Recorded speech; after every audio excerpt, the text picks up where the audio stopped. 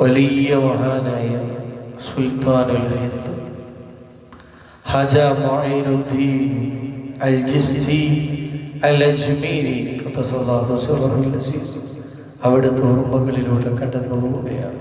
റബീഉൽ അവ്വലിൽ മുഹമ്മദ് മുസ്തഫ സ്വല്ലല്ലാഹു അലൈഹി വസല്ലം റബീഉൽ ആഖിറത്തിയപ്പോൾ നമ്മൾ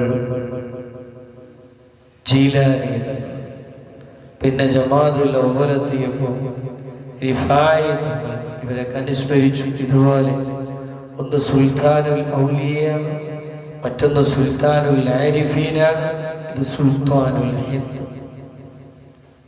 അല്ലാഹു സുബ്ഹാനഹു വ തആല അവരെ ദറജ ഉയർത്തട്ടെ, അവരെ മദദും തിരുനോട്ടവും നമുക്ക് പ്രദാനം ചെയ്യട്ടെ. അവരൊക്കെ കാണിച്ചു തന്ന സിറാത്തുൽ മുസ്തഖീമിലൂടെ സഞ്ചരിക്കാൻ റബ്ബുൽ ഇസ്സത്ത് നമുക്ക് സൗഭാഗ്യം പ്രദാനം ചെയ്യട്ടെ. നാം ചിന്തിക്കുന്നതിലും അപ്പുറം നമ്മളങ്ങനെ അജ്മീർക്ക് പോകുക എന്ന് പറയും, അവിടെ ഹാജ മുഈനുദ്ദീൻ ഉണ്ടെന്ന് പറയും, ഖദ്ദസല്ലാഹു സിർറഹുൽ അസീസ്. അതുക്കും മേലെ നമ്മുടെ ചിന്തകൾക്കും വിവരണങ്ങൾക്കും അതീതമായി ജീവിച്ച ഒരു മഹാൻ. ഇവര് അല്ലാഹുവിനെ അറിയാനും മുത്ത് മുഹമ്മദ് മുസ്തഫ സ്വല്ലല്ലാഹു അലൈഹി വസല്ലമ തങ്ങളിൽ ലയിക്കാനും സ്വീകരിച്ച മാർഗം ഇഷ്കായിരുന്നു. ആ ഇഷ്കിന്റെ പേരിൽ ആലപിക്കപ്പെട്ട ഖവാലി നമുക്കൊക്കെ സുപരിചിതമാണ്. അത് അജ്മീറിൽ പോയാൽ കേൾക്കാം, അത് യൂട്യൂബിലുണ്ട്.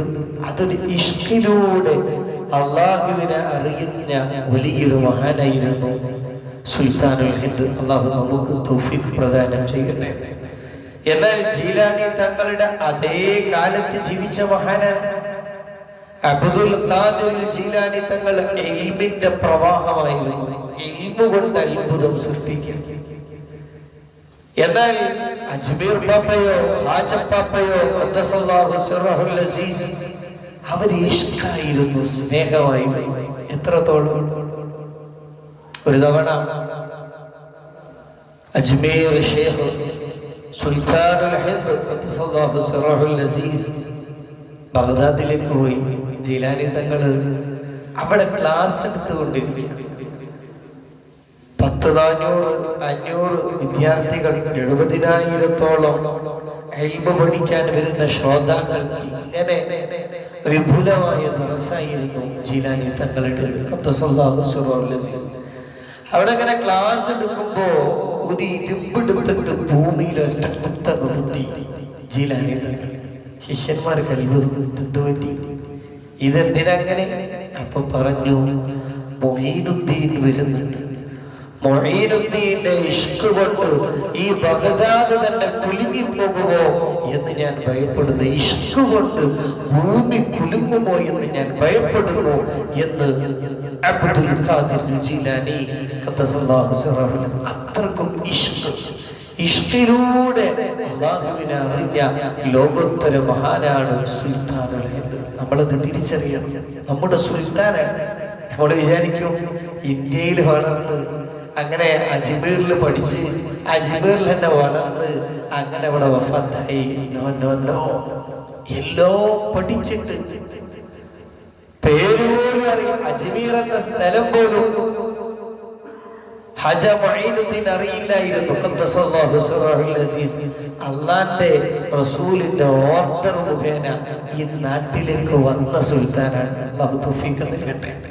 സലീം ചിസ്തിയോട് വലിയ മാനാണ്. അക്ബർ ചക്രവർത്തി കുട്ടിയില്ലെന്ന് പറഞ്ഞു, കുട്ടിയില്ല, എന്തുവായിരുന്നു. അപ്പോ സലീം ചിസ്തി തിരുത്തി കൊടുത്തു, റഹിമഹുല്ലാഹ്. നിങ്ങൾ വിചാരിച്ചില്ലേ അക്ബർ ചക്രവർത്തി നിങ്ങളാണ് സുൽത്താൻ എന്ന്? അത് തെറ്റുപറ്റിപ്പോയി. സുൽത്താൻ അജ്മീറിലാണുള്ളത്, അവിടെ പോയിട്ട് പരാതി പറയണം. അഭിവന്ദനായ അക്ബർ ചക്രവർത്തിയോട് സലീം ചിസ്തി പറഞ്ഞു. അക്ബർ ചക്രവർത്തി ഡൽഹി മുതൽ, ഇതൊക്കെ ചരിത്രത്തിൽ തങ്കലിപികളാൽ ഉല്ലേഖനം ചെയ്യപ്പെട്ട സംഭവമാണ്. ഞാൻ പെട്ടെന്ന് പറഞ്ഞു പോകുന്നു, ഒരുപാട് പറയാനുണ്ട്. പക്ഷെ നമ്മുടെ സമയത്തിൻ്റെ ഉള്ളിൽ എല്ലാം കൂടെ ഒരാറ്റിക്കുറിക്കും പറഞ്ഞ് നമുക്ക് അവസാനിപ്പിക്കണം. കാരണം ഇവരെയൊക്കെ ഉൾക്കൊള്ളുമ്പോഴാണ് യഥാർത്ഥമായ ഈമാനും ആവേശവും നമുക്ക് കിട്ടുക. അള്ളാഹു തൗഫീഖ് നൽകട്ടെ. സലീം ചിസ്തി അത് പറഞ്ഞപ്പോൾ, നിങ്ങളല്ല സുൽത്താൻ, അജ്മീറിലാണ് സുൽത്താൻ ഉള്ളത്. അക്ബർ ചക്രവർത്തി ഡൽഹി മുതൽ അജ്മീർ വരെ നഗ്നവാദനായി നടന്നു, ചെരുപ്പിടാതെ നടക്കുക ബഹുമാനത്തിന്റെ പേരിൽ. അങ്ങനെ അജ്മീർ ഷേഖിനോട് തന്റെ വിഷയം പറയാണ്. പരാതി പറഞ്ഞ പിറ്റേ വർഷം അക്ബർ ചക്രവർത്തിയുടെ ഭാര്യ പ്രസവിച്ചു. അതാണ് ജഹാംഗീർ ചക്രവർത്തി. അള്ളാഹു നമുക്ക് ആ മഹാന്മാരെ ഉൾക്കൊള്ളാൻ തൗഫീഖ് നൽകട്ടെ. ഔറംഗസീബ് നമുക്കൊക്കെ അറിയാം, ചെരിപ്പഴിച്ച് കിലോമീറ്റർ നടന്നിട്ടാണ് അജ്മീറിലേക്ക് വന്നത്. അവിടെ ഉള്ളത് സുൽത്താനാണെന്ന് മനസ്സിലാക്കിയിട്ട് അതൊരു ബഹുമാനത്തിന്റെ ഭാഗമായിട്ട് പണ്ട് ബ്രിട്ടീഷ് വൈസ്രോയ് എഴുതി വെച്ചു, ഇന്ത്യ മഹാരാജ്യത്തെ മുസ്ലിങ്ങളെ നയിക്കുന്നത് ഒരു സാധാരണ സുൽത്താനൊന്നുമല്ല, അവരൊക്കെ ആദരിക്കുന്ന ഒരു മക്ബറയുണ്ട്. ആ മക്ബറയാണ് ഇന്ത്യയിലെ മുസ്ലിങ്ങളെ നയിക്കുന്നത്. ഏതാണ് ആ മക്ബറ? അജ്മീർ ഷേഖിൻ്റെതാണ്. അവിടെ മുസ്ലിങ്ങളും വരും, ബഹുമാനം കൊണ്ട് ഹിന്ദുക്കളും വരും. ആ സുൽത്താൻ അവർക്കിടയിൽ മതമൈത്രി ഉണ്ടാക്കുന്നു. അതാണ് ആ നാടിന്റെ യശസ്സെന്ന് ബ്രിട്ടീഷ് വൈസ്രോയ് എഴുതി വെച്ചു. അള്ളാഹു മഹാന്മാരെ നമുക്ക് ഉൾക്കൊള്ളാൻ തൗഫീഖ് നൽകട്ടെ. നമ്മൾ പറയുന്നത് അവരൊക്കെ പഠിച്ച് അവരൊക്കെ മഹബത്ത് വെക്കണം. ആ മഹബത്ത് കൊണ്ട് അവരെ കൂടെ സ്വർഗത്തിൽ പോകണം. അള്ളാഹു നമുക്ക് തൗഫീഖ് നൽകട്ടെ. ചരിത്രമായതുകൊണ്ട് അവരുടെ ഉപ്പ അമ്മയുടെ പേരൊക്കെ ഒന്ന് പരാമർശിക്കാണ്. ഉപ്പ ഗിയാസുദ്ദീൻ വലിയ ആബിദും സൂഫിയുമായിരുന്നു. ഉമ്മ സയ്യിദ മാഹിനോ. ഇവര് അടിസ്ഥാനപരമായി അൽ അജ്മീരി സജ്ജരി എന്ന് പറയും ആ നാട്ടുകാരാണ്. പിന്നെ ഖുറാസാനിലേക്ക് കടന്നു വന്നതാണ്. ഹിജ്റ 530 റജബ് 14-നാണ് മഹാരഥന്റെ ജന്മം നടക്കുന്നത്. പേര് ഹസൻ മുഈനുദ്ദീൻ. നമ്മള് ജിലാനി തങ്ങളെ പറ്റി പറയുമ്പോ പറയും, അൻതൽ ഹുസൈനിയ വൽ ഹസനിയ കുൻത മഅ അബവ ഉമ്മ ശരീഫൈനി ഖദ് ഇജ്തമഅ. ഇതുപോലെ ഉപ്പ വഴിയും ഉമ്മ വഴിയും മുത്തു മുഹമ്മദ് മുസ്തഫ സ്വല്ലല്ലാഹു അലൈഹി വസല്ലമ തങ്ങളിലേക്ക് പരമ്പരയെത്തുന്ന അവിടുത്തെ 12ാമത്തെ പൗത്രനാണ് മഹാരഥനായ അജ്മീർ ഷേഖ് ഖദ്ദസല്ലാഹു സിർറഹുൽ അസീസ്. ഉപ്പവകയും ഉമ്മവകയും മുത്തു മുഹമ്മദ് മുസ്തഫ സ്വല്ലല്ലാഹു അലൈഹി വസല്ലമയിലേക്ക് ചേരുന്നു. അവരുടെ ജീവിതത്തിലെ ടേണിംഗ് പോയിന്റ് 14 വയസ്സാകുമ്പോൾ ഉപ്പ മരിച്ചു. 16 വയസ്സിൽ ഉമ്മയും മരിച്ചു. തികച്ചും അനാഥനായി മാറുകയാണ്. അങ്ങനെ ഇരിക്കുമ്പോ വാപ്പാക്കൊരു തോട്ടുണ്ട്. ആ തോട്ടത്തിൽ ഇങ്ങനെ പണിയെടുത്തുകൊണ്ടിരിക്കും. ഇനി മൈഷത്തും ചെലവും ജീവിതോപാധിയൊക്കെ സ്വന്തം നോക്കണം. അങ്ങനെ ആ തോട്ടത്തില്, വാപ്പാന്റെ തോട്ടത്തിൽ പണിയെടുക്കുമ്പോ എവിടെ നിന്നോ ഒരു വഴിപോക്കൻ വരുന്നു. ഇബ്രാഹിമുൽ ഖദ്ദൂസി തസല്ലാഹു സിർറഹുൽ അസീസ്.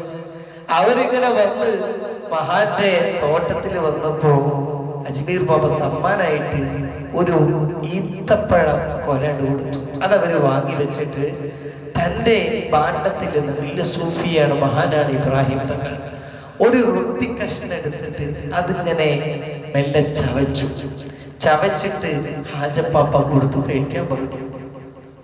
അജ്മീർ ഷേഖ് അതങ്ങ് കഴിച്ചപ്പോ വല്ലാത്ത സുഹൃദ് അനുഭവിച്ചു.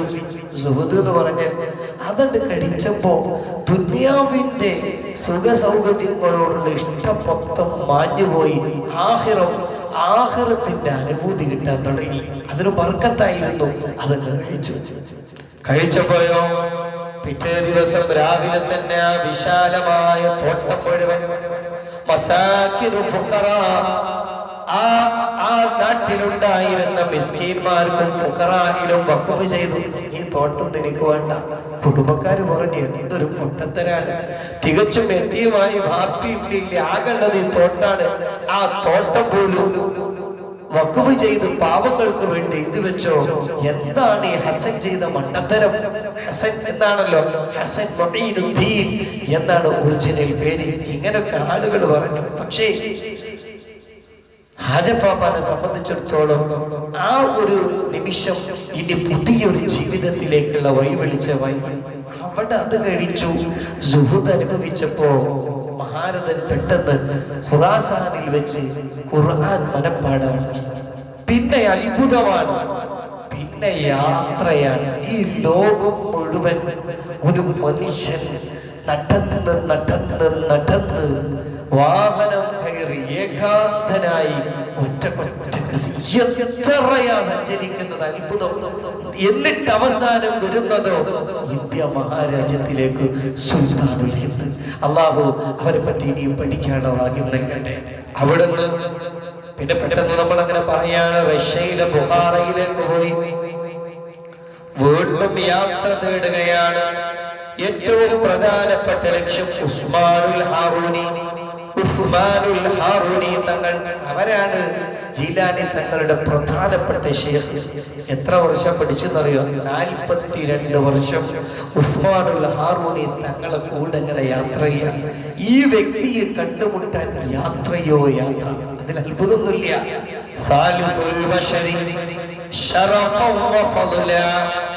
ലോക മനുഷ്യരിൽ ശറഫ് കൊണ്ടും ഫള് കൊണ്ടും മൂന്നാമനാണ് സയ്യിദുനാ മൂസ അലൈഹിസ്സലാം. എന്നിട്ട് ഖുർആൻ പറഞ്ഞില്ലേ, ഹൗ ഹംലിയ ഹുക്ബാ, തികണ്ടങ്ങൾ താണ്ടി താണ്ടി താണ്ടി താണ്ടി എത്രയാണ് കടലിടുക്കിലൂടെ വരെ സയ്യിദുനാ മൂസ അലൈഹിസ്സലാം സഞ്ചരിച്ചത്. എന്തിന്? ആരെ തേടിയിട്ട? ഹിദ്ർ അലൈഹിസ്സലാം നബിയാണോ വലിയാണോ എന്ന് പണ്ഡിതന്മാർക്ക് ഖിലാഫുള്ള മഹാന. എന്നിട്ട് പോലും അവിടുത്തെ മഅരിഫത്ത് തേടിക്കൊണ്ട് സയ്യിദുനാ കലീമുല്ലാഹി മൂസാ അലൈഹിസ്സലാം സഞ്ചരിച്ചു. മുത്തു മുഹമ്മദ് മുസ്തഫ പറഞ്ഞില്ലേ സല്ലല്ലാഹു അലൈഹി വസല്ലം, സാഫിറു, നിങ്ങൾ യാത്ര പോകണം. അടിച്ചു പൊളിക്കാനുള്ള ട്രിപ്പിനെ പറ്റിയല്ല, ഇങ്ങനെയുള്ള എലിമു തേടി മഹാന്മാരെ തേടി നല്ല നിയ്യത്ത് കൊണ്ടുള്ള യാത്ര. ഈ യാത്ര നിങ്ങൾ പോയിക്കൊണ്ടേയിരിക്കണം.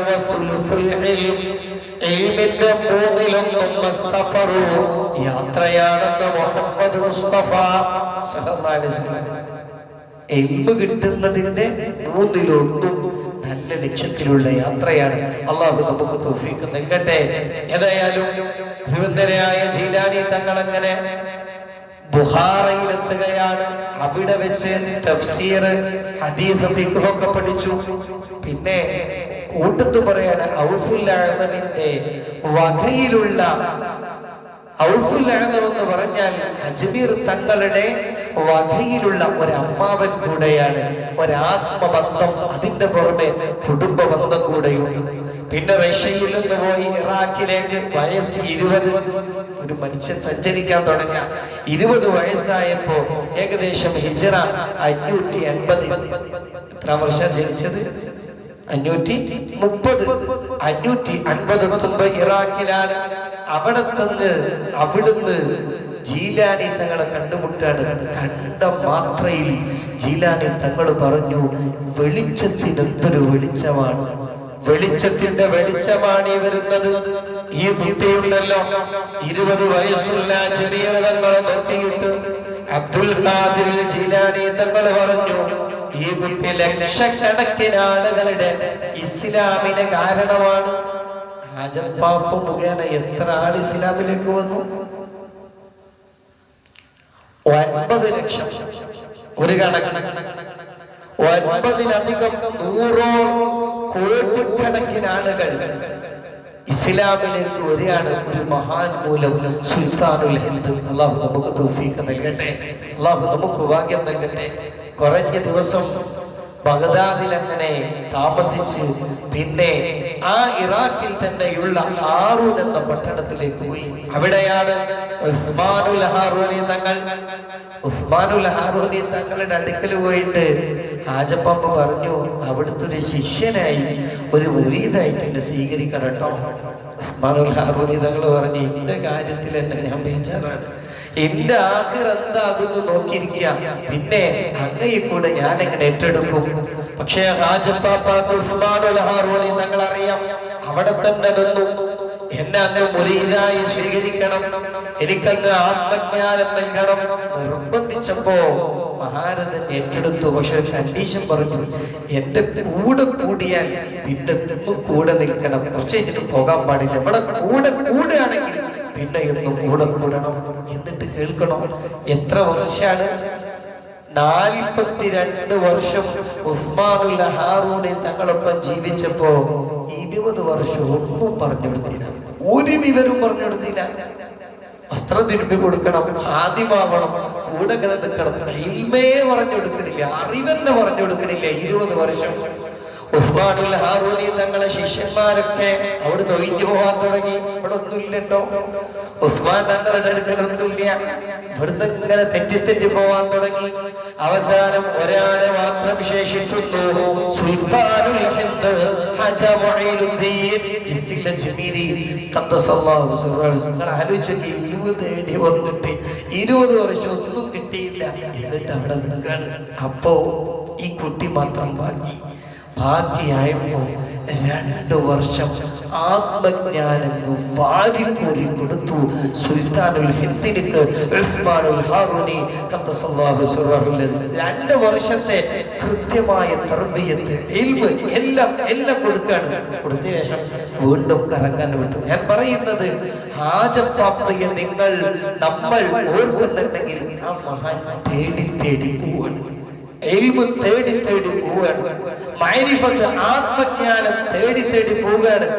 പിന്നെയും കറക്കം സിറിയയിലേക്ക്, അവിടെ അൽ ഗസ്നവി തങ്ങളെ കണ്ടുമുട്ടി. ഗസ്നവി തങ്ങളെ കണ്ടുമുട്ടിയപ്പോൾ ഒരു ഗുഹയിലാണ് മഹാനിരിക്കുന്നത്. ചരിത്രത്തിൽ കാണാം, ഗുഹയിലേക്ക് എത്തുമ്പോ വലതുഭാഗത്തും ഒരു സിംഹം, ഇടതുഭാഗത്തും സിംഹം, അതിനിടയിൽ ഇരിക്കുന്ന വലിയ മഹാനാണ് അൽ ഇമാം അൽ ഗസ്നവി റഹ്മത്തുള്ളാഹി അലൈഹി. അവിടുന്ന് എന്താ പഠിച്ചെന്നറിയോ? മുമ്പ് നമ്മള് പറഞ്ഞ ബഗ്ദാദിന്റെ തഫ്സീറും ഹദീസും ഫിഖ്ഹും പഠിച്ച ഈ മഹാൻ അവിടെ പോയി പഠിക്കണം. എന്താണെന്നറിയോ? നിസ്കാരം പഠിക്കാനാണ് സിറിയയിലേക്ക് പോകുന്നത്. എത്രയോ കാലം നിസ്കരിച്ചിട്ടുണ്ട്, തഫ്സീറും ഹദീസും പഠിച്ചിട്ട് പിന്നെ സിറിയയിൽ 2 സിംഹങ്ങൾക്കിടയിൽ നിൽക്കുന്ന ഒരു വലിയ മഹാനെ തേടി പോകുന്നത് നിസ്കാരം പഠിക്കാൻ. നമ്മുടെ നിസ്കാരമല്ല, അസ്സലാത്തു മിഅറാജുൽ മുഅ്മിനീൻ, മുഅ്മിനിനുള്ള മിഅറാജാണ് നിസ്കാരം എന്ന് മുഹമ്മദ് മുസ്തഫ സല്ലല്ലാഹു അലൈഹി വസല്ലം. അത് പഠിക്കാനാണ് ഹാജപ്പാപ്പ സിറിയയിലേക്ക് പോകുന്നത്. അവിടുന്ന് നിസ്കാരം പഠിച്ചു, പിന്നെ വീണ്ടും ഇറാനിലേക്ക് പോകുന്നു. അവിടെ അബൂ സഈദ് അത്തിബ്രിസി റഹ്മത്തുള്ളാഹി അലൈഹിയുടെ ശിഷ്യത്വം സ്വീകരിച്ചു. പിന്നെ വീണ്ടും റഷ്യയിലേക്ക്, അവിടെ അന്ധനായ ഒരു മഹാനുണ്ട്, അബ്ദുൽ ഹസൻ അൽ ഹിർഖാനി. അവിടുന്ന് ആ മഹാന്റെ അടുക്കൽ പോയി വീണ്ടും മഅരിഫത്ത് തേടുന്നു. ഞാൻ പെട്ടെന്ന് പറയാണ്. പിന്നെ അഫ്ഗാനിസ്ഥാനിലേക്ക്, പിന്നെ ഹറാക്കിലേക്ക് ഒരു മനുഷ്യൻ അങ്ങനെ കറങ്ങുന്നു. ഈ കറക്കത്തിലൊക്കെ പകല് മുഴുവൻ നോമ്പാണ്, രാത്രി മുഴുവൻ നിസ്കാരവുമാണ്. പിന്നെ തന്റെ 31-ാമത്തെ വയസ്സിൽ പാകിസ്ഥാനിലെ മുൾത്താൻ, പാകിസ്ഥാൻ എന്നൊക്കെ പറഞ്ഞാൽ ഒരുപാട് മശായിഖന്മാരും സൂഫിയാക്കളുമുള്ള സ്ഥലം. പിന്നെ ലാഹോറിലേക്ക്, പിന്നെ ഇബ്രാഹിം ഇബ്നു അദ്ഹം തങ്ങളുടെ ഓർമ്മകൾ കൊണ്ട് നിറഞ്ഞ ബൽഹയിലേക്ക്, പിന്നെ വീണ്ടും ബഗ്ദാദിലേക്ക് വന്ന് അവിടെ തന്റെ ഷെയ്ഖായ ആരെങ്കിലും പറയാം, ഓർമ്മയുണ്ടോ? ആരാണ്? അജ്മീർ ഷെയ്ഖ്, അജ്മീർ തങ്ങളുടെ ഏറ്റവും പ്രധാനപ്പെട്ട ഉസ്താദ് ഉസ്മാനുൽ ഹാറൂനി. അവരെ വീണ്ടും കണ്ടുമുട്ടാണ്, അവരിൽ നിന്ന് വീണ്ടും ഇൽമു നേടുന്നു. പിന്നെ ഇതുവരെ ഒറ്റക്കാണ്. ഇനി ഉസ്താദിന്റെ കൂടെ യാത്ര തുടങ്ങി. സീസ്ഥാനിലെ സദ്റുദ്ദീൻ എന്ന മഹാനെ കണ്ടുമുട്ടുന്നു. ആ യാത്രക്കിടയിൽ വെച്ച് മഹാരഥൻ ഒരു ഗ്രന്ഥം എഴുതി, ഉൻസുൽ അർവാഹ്, ആത്മാവിന്റെ സുഖം. ഉൻസുൽ അർവാഹ്, ആത്മാവിന്റെ സുഖം, ആത്മാക്കളുടെ ഇണക്കം എന്ന പേരിൽ ഈ മഹാരഥൻ ഈ ഇടക്കായിട്ട് ഒരു ഗ്രന്ഥവും എഴുതി. പിന്നെങ്ങനെ ഹാദിമായി എവിടെയെത്തി മക്കയിലേക്ക് കടന്നിട്ടാ പിന്നെ ഇവിടുക്കെത്തുന്നത്. എല്ലാം നേടി മുത്തു റസൂലുള്ളാഹി സ്വല്ലല്ലാഹു അലൈഹി വസല്ലമ തങ്ങളുടെ ഫതഹിന്റെ ഇടമായ പരിശുദ്ധമായ മക്കയിലെത്തിയപ്പോ മത്താഫിൽ വെച്ചിട്ട് ഉസ്മാനുൽ ഹാറൂനി തങ്ങളെന്ന ഉസ്താദ് ഉറക്കനെ ശിഷ്യന് ദ്വാരം കൊടുക്കാണ്. ഈ ശിഷ്യനെ ഉയർത്താൻ വേണ്ടിയിട്ട് അങ്ങനെ ദ്വാരക്കുമ്പോ ആ മത്താഫിലൊപ്പം കൂടിയിരുന്നവരൊക്കെ ആമീൻ പറഞ്ഞു. പിന്നെ മദീനയിലേക്ക് പോയി. മദീനയിൽ റൗളയിൽ വെച്ച് വീണ്ടും ഈ ശിഷ്യന് വേണ്ടി ദുആ ചെയ്യുന്നു.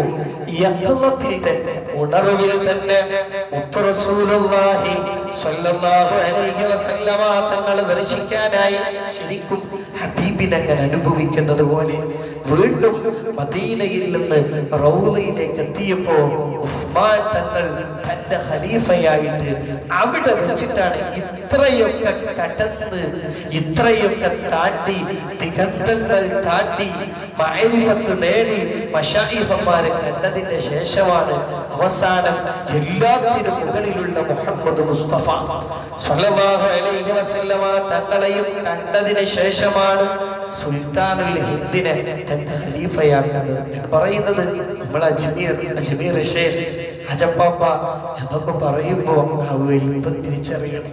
ഇത് സുൽത്താനാണെന്ന് ആരെങ്കിലോട് പറഞ്ഞതല്ല.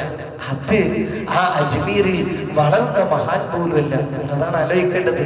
അജ്മീറിലല്ല ജന്മം പോലും, അജ്മീറിലല്ല കറങ്ങിയത് പോലും അള്ളാന്റെ റസൂല് പറഞ്ഞിട്ട് ഈ നാട്ടിലേക്ക് വന്ന് നമുക്ക് കിട്ടിയ നിധിയാണ് സുൽത്താനുൽ ഹിന്ദ് ഹാജ മുഈനുദ്ദീൻ ജിസ്തിൽ അജ്മീരി ഖദ്ദസല്ലാഹു സിർറഹുൽ അസീസ്.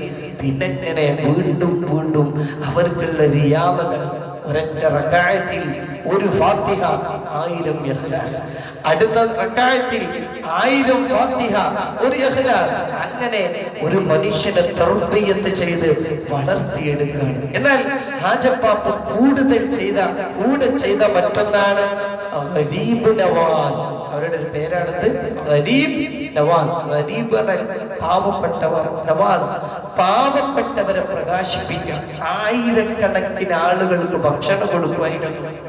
അജ്മീറിൽ പോയാൽ നമുക്കറിയാം, വലിയ ഒരു ചെമ്പ് അത് നിറയെ കഞ്ഞിയുണ്ടാക്കിയിട്ട് പാവങ്ങൾക്ക് വിതരണം ചെയ്യുന്നു.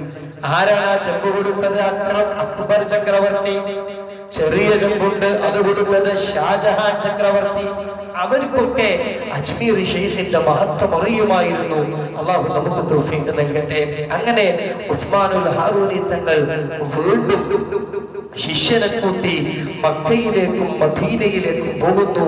ഉസ്താദിന്റെ കൂടെ 42 വർഷമാണ് മഹാരഥൻ ജീവിക്കുന്നത്. 42 വർഷം.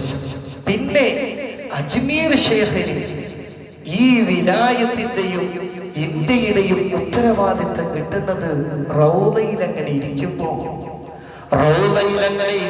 ഒരു വിളിയാണ്.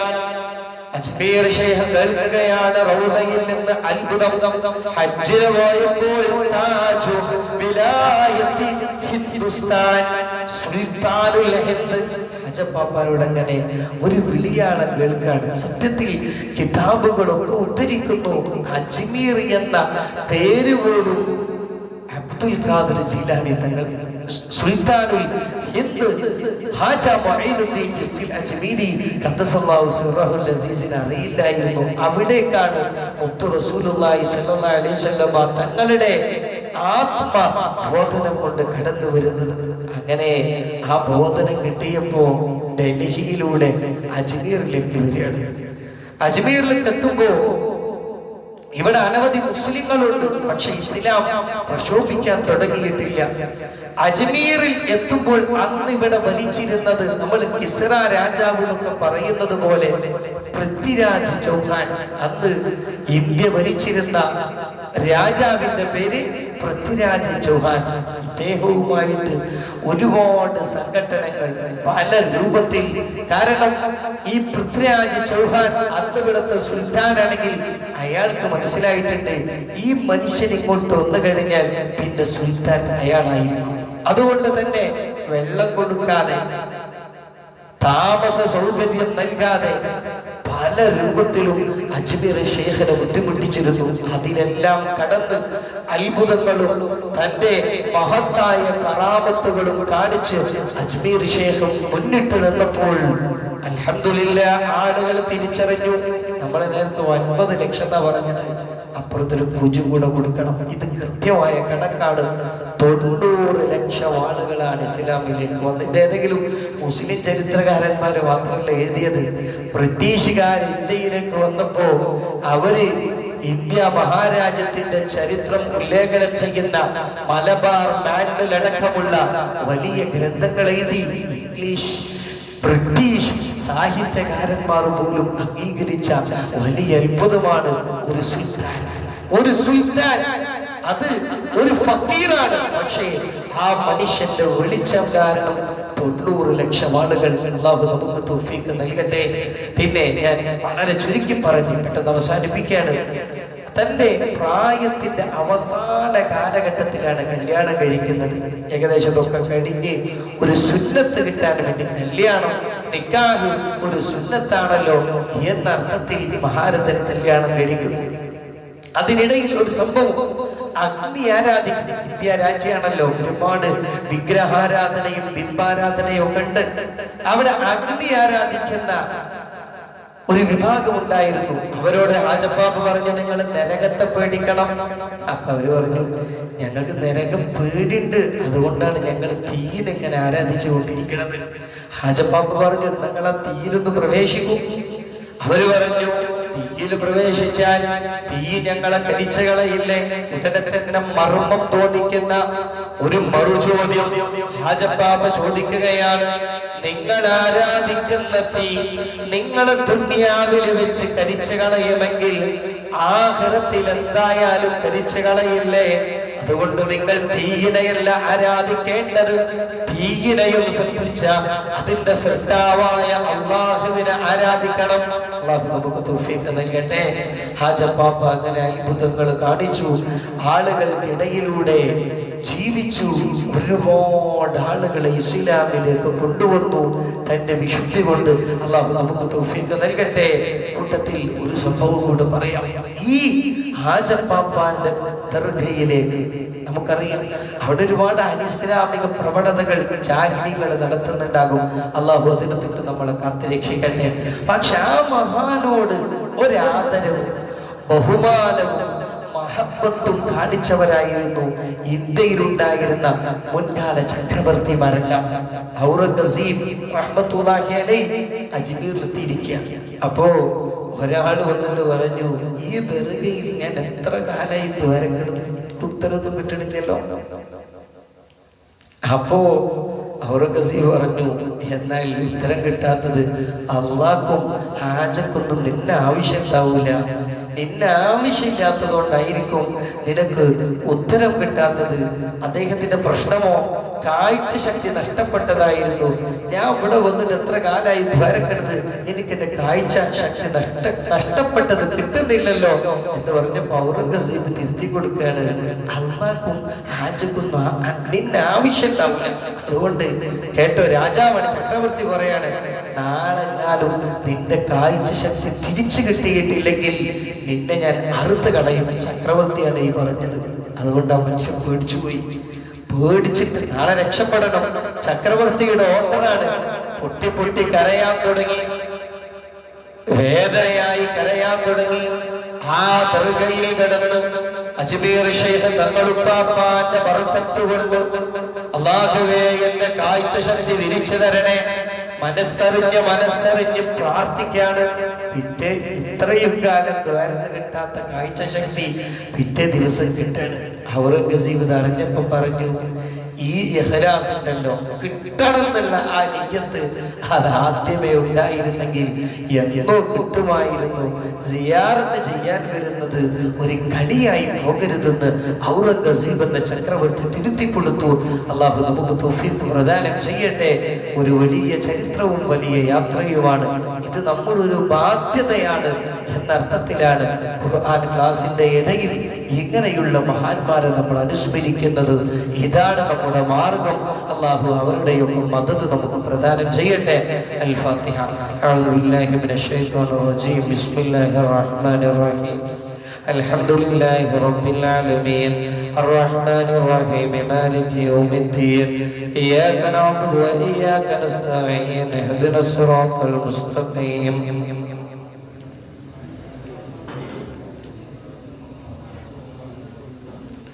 بسم الله الرحمن الرحيم.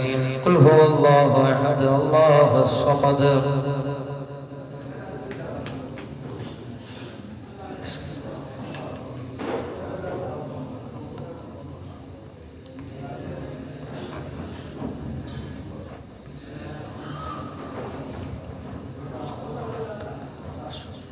لم يلد ولم يولد ولم يكن له كفوا أحد. بسم الله الرحمن الرحيم. قل أعوذ برب الفلق من شر ما خلق.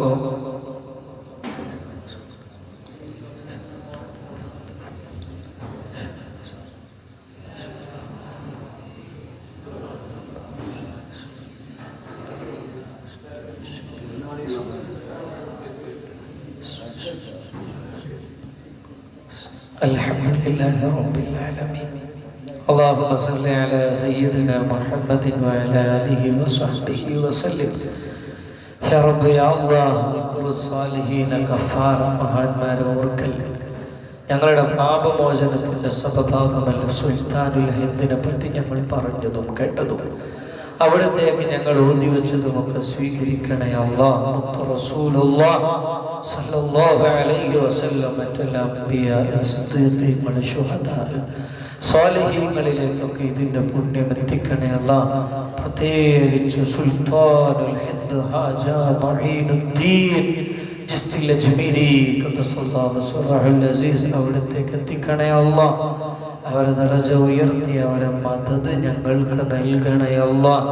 ഞങ്ങളെ ഈമാൻ സലാമത്താക്കണേ അല്ലാഹ്. മഅരിഫത്ത് ഞങ്ങൾക്ക് വാരിക്കോരി ചുരിഞ്ഞ് നൽകണേ അല്ലാഹ്. ഞങ്ങളിൽ നിന്ന് മരിച്ചവർക്കൊക്കെ പുറത്തു കൊടുക്കണേ അല്ലാഹ്. ഞങ്ങൾക്ക് പുറത്തരണേ അല്ലാഹ്. ഞങ്ങളെ പരിശുദ്ധമാക്കണേ അല്ലാഹ്. ഞങ്ങളിൽ നിന്ന് മരിച്ചുപോയ എല്ലാവരെ കബറും സ്വർഗമാക്കണേ അല്ലാഹ്. ഇതിൻ്റെയൊക്കെ പുണ്യം പ്രത്യേകിച്ച് സുൽത്താനുൽ ഹിന്ദിലേക്ക് എത്തിക്കണേ അല്ലാഹ്. ഖദ്ദസല്ലാഹു സിറഹുൽ അസീസിന്റെ പദവി ഉയർത്തണേ അല്ലാഹ്. അവിടുത്തെ തിരുനോട്ടം ഞങ്ങൾക്ക് നൽകണേ അല്ലാഹ്. ഞങ്ങളെ ദുനിയാവും ആഖിറവും സലാമത്താക്കണേ അല്ലാഹ്. ഞങ്ങളെ ദുനിയാവും ആഖിറവും സലാമത്താക്കണേ അല്ലാഹ്. നല്ല ആയുരാരോഗ്യ സമ്പൽ സമൃദ്ധി നൽകണേ അല്ലാഹ്. ഞങ്ങളെ കാക്കണേ അല്ലാഹ്. ഈ മക്കൾക്ക് പരീക്ഷയുടെ കാലമാണ്. വളരെ എളുപ്പമായ ചോദ്യം. എല്ലാത്തിനും പഠിച്ചൊരുങ്ങി നല്ലോണം ഉത്തരവെഴുതി ഉന്നതമായ മാർക്ക് നേടാൻ ഉഖറവിയായ ഉലമാആയിട്ട് ഉയരാനുമുള്ള തൗഫീഖ് കൊടുക്കണേ അല്ലാഹ്. നൽകണേ അല്ലാഹ്. ഞങ്ങളെയൊക്കെ ഹലാലായ മുറാദുകൾ ഹാസിലാക്കി തരണേ അല്ലാഹ്.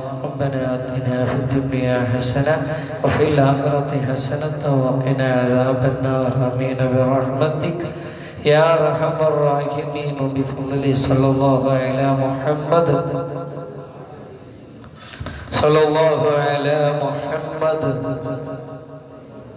اللهم صل على سيدنا محمد والآل والأصحاب. دعاء سيدنا. السلام عليكم ورحمة الله.